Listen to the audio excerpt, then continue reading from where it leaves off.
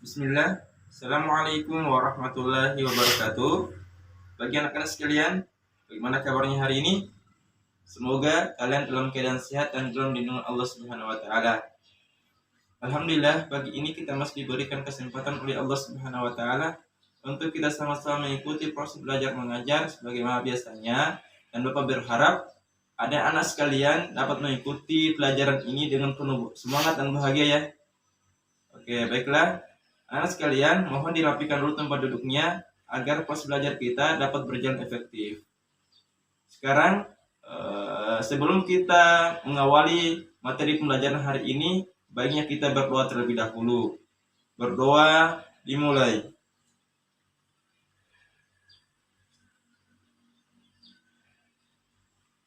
Berdoa selesai. Sekarang, Bapak akan mengabsen dulu ya. Bagi yang nama-namanya dipanggil, harap tunjuk tangan. Hairun Hadiah. Hadir ya. Safiuddin. Oh, hadir. Gunawan. Hadir ya.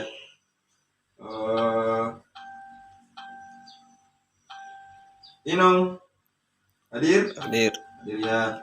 Oke. Ternyata hadir semua ya. Baik, lanjut anak-anak. Bapak akan tanya dulu, apakah anak sekalian sudah siap untuk belajar hari ini? Harus siap ya, karena anak-anak, kita belajar itu kita akan mendapatkan banyak manfaat. Di antaranya kita akan mendapatkan pengalaman yang baru, kemudian pengetahuan yang baru, pahala, serta kita akan dipermudah jalannya oleh Allah Subhanahu wa taala menuju jannah, menuju surganya.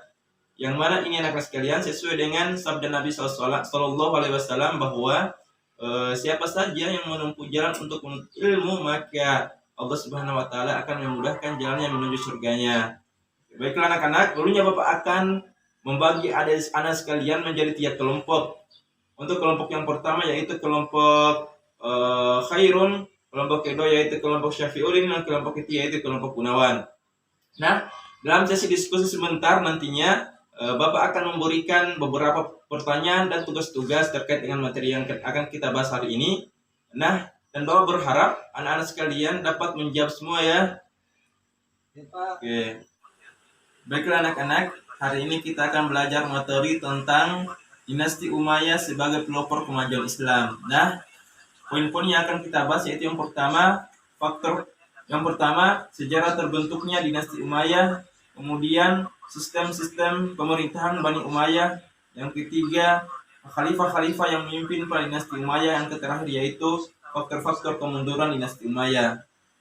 Nah, tujuan pembelajaran kita yaitu yang pertama untuk mengetahui sejarah terbentuknya dinasti Umayyah, kemudian yang kedua untuk mengetahui sistem pemerintahannya, kemudian khalifah-khalifah yang pernah memimpin, dan yang terakhir yaitu untuk mengetahui faktor-faktor kemunduran dinasti Umayyah.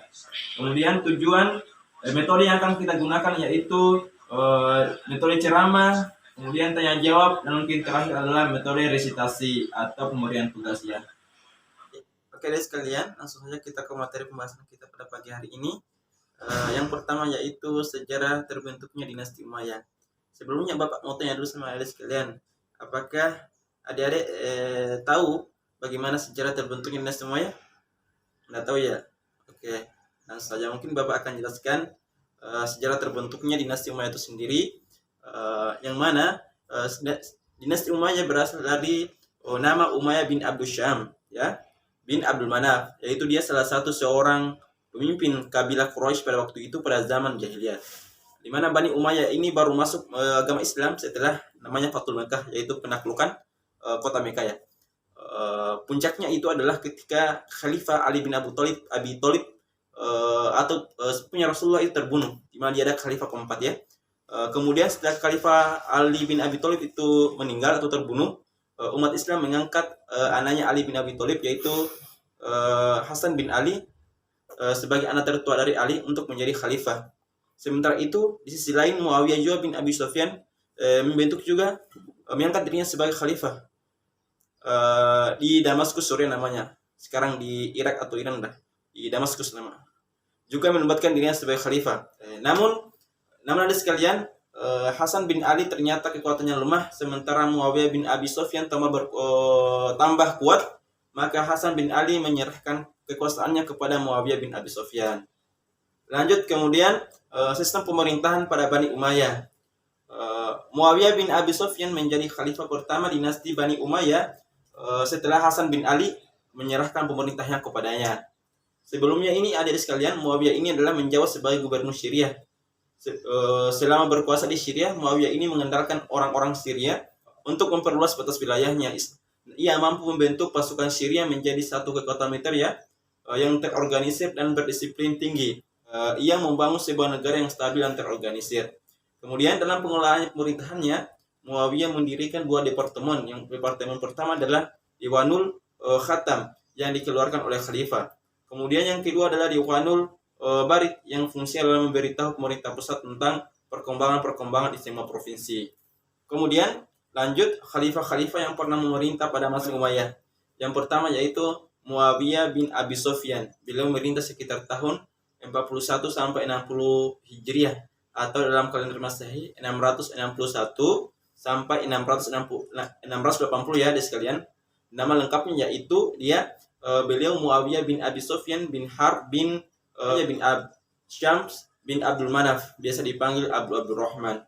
Lanjut yang kedua dia sekalian, yaitu Khalifah Yazid bin Muawiyah, yaitu 60 sampai 60 Hijriah atau 603 Masehi. Nama lengkapnya adalah Yazid bin Muawiyah bin Abi Sufyan. Ia dilahirkan pada tanggal 23 Juli 645 Masehi. Yang selanjutnya itu Marwan bin Hakam, beliau memerintah sekitar tahun 64 sampai 65 Hijriah ya, atau dalam kalender Masehi 684 sampai 685 Masehi. Nama lengkap beliau adalah Marwan bin Hakam bin Abdul As yang merupakan khalifah ketiga dari dinasti Bani Umayyah setelah Muawiyah bin Yazid wafat. Khalifah selanjutnya adalah Abdul Malik bin Marwan. Beliau memerintah sekitar tahun 65 sampai 86 Hijriah atau dalam kalender Islam Masehi 685 sampai 705 Masehi. Nama lengkapnya adalah Abdul Malik bin Marwan bin Hakam bin Abdul As. Oke, sekalian sampai di sini bisa paham ya?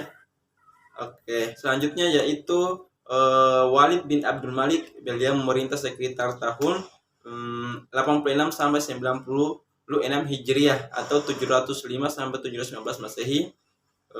Nama lengkapnya adalah Walid bin Abdul Malik bin Marwan bin Hakam bin Abdul As. Khalifah yang ketujuh adalah Sulaiman bin Malik.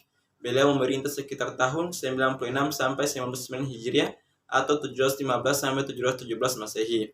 Nama lengkapnya adalah Sulaiman bin Abdul Malik bin Marwan bin Hakam bin As. Panggilannya adalah Abu Ayub. Beliau lahir di Madinah pada tahun 554 Hijriah. Khalifah selanjutnya yaitu Umar bin Abdul Aziz. Beliau memerintah sekitar tahun 99 sampai 101 Hijriah atau 717 sampai 720 Masehi.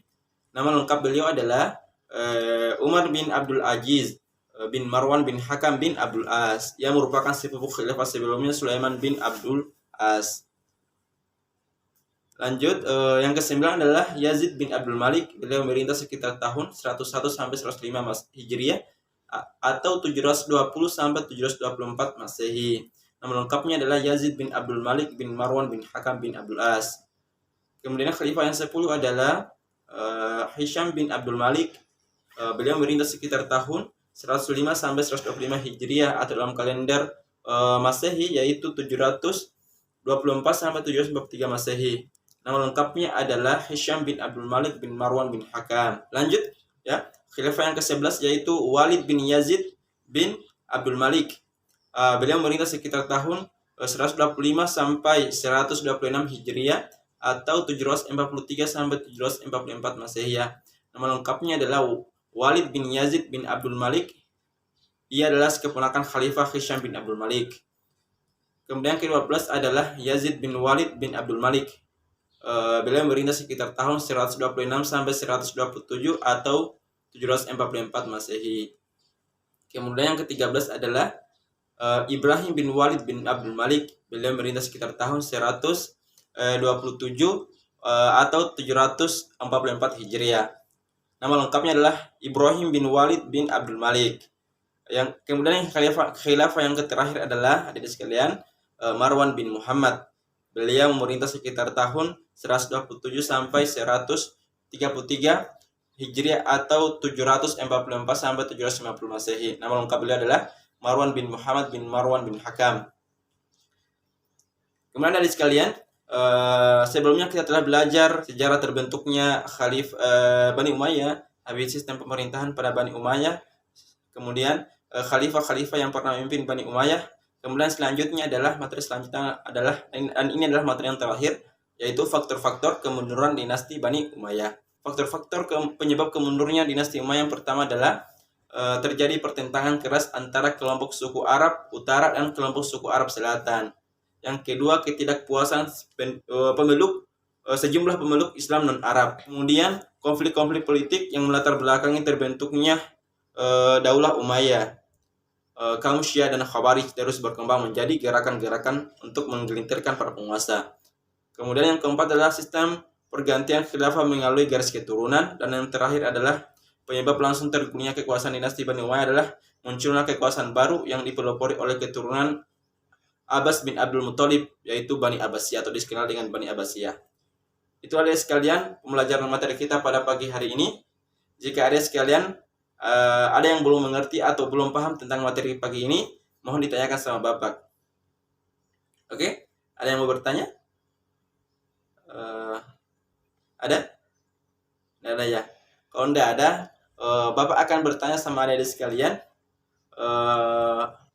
pada masa pemerintahan siapa Bani Umayyah berada pada puncak kejayaannya atau kemesannya?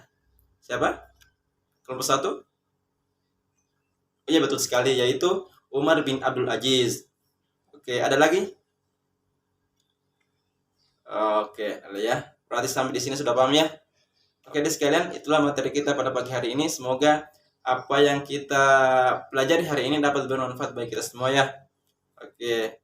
Kita tutup dengan istighfar 3 kali dan baca doa kifaratul majelis. Astagfirullahalazim, astagfirullahalazim, astagfirullahalazim. Subhanakallahumma bihamdik asyhadu an la ilaha illa anta astaghfiruka wa atubu ilaik. Assalamualaikum warahmatullahi wabarakatuh.